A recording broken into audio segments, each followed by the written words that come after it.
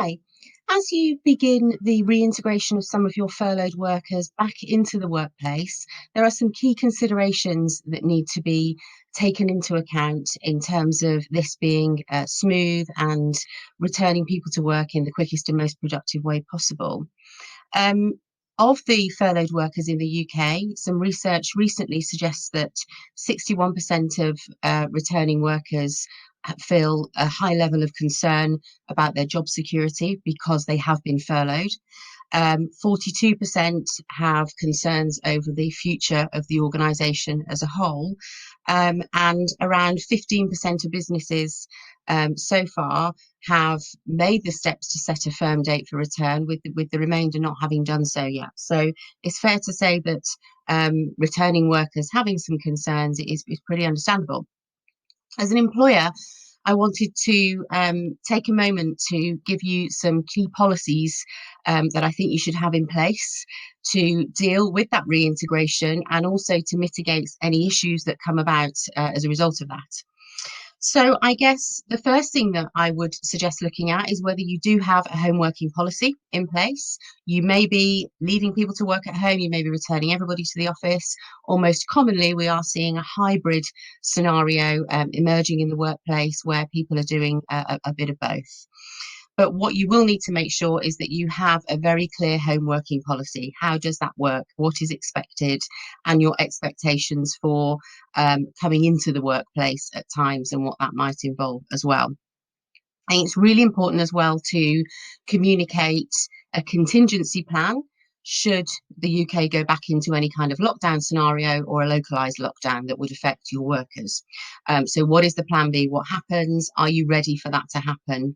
Are you ready to return to work if that happens?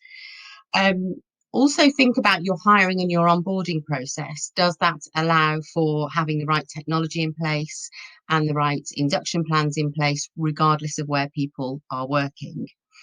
And a couple of other things that I think it's really important for you to look at are, of course, your health and safety policy that you have in place and your policy in relation to COVID-19. Over communicate what you have done as an employer to make the workplace safe if people are returning to a workplace, all of the actions that you've taken, and invite suggestions and feedback, and open up a two-way meaningful conversation for employees that may have concerns so that you can address them upfront and remove any negative speculation that there may be, or worries that people have, which are going to distract them from being fully focused and engaged on doing their job when they return.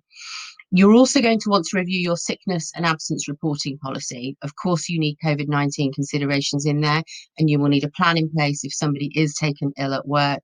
How will you go about isolating? Who takes responsibility for that? And how do you communicate that to the rest of your workforce as well? So it's really, really important to look at that. And the other thing that I think it's crucial to be aware of at the moment is your flexible working policy. If you don't have a flexible working policy, it's worth taking some time to think about what that will look like. I would fully expect a surge in flex working applications across our workforce if it's not something that is proactively invited from employers. And it's important that you're aware of your obligations in terms of responding to that and managing a fair and equal process.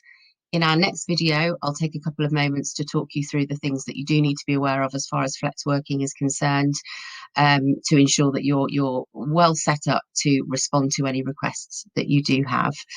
Good luck with the return, and as always, if there's anything at all that we can help with for any of the things that I've discussed, then please do get in touch. Thank you. Bye-bye.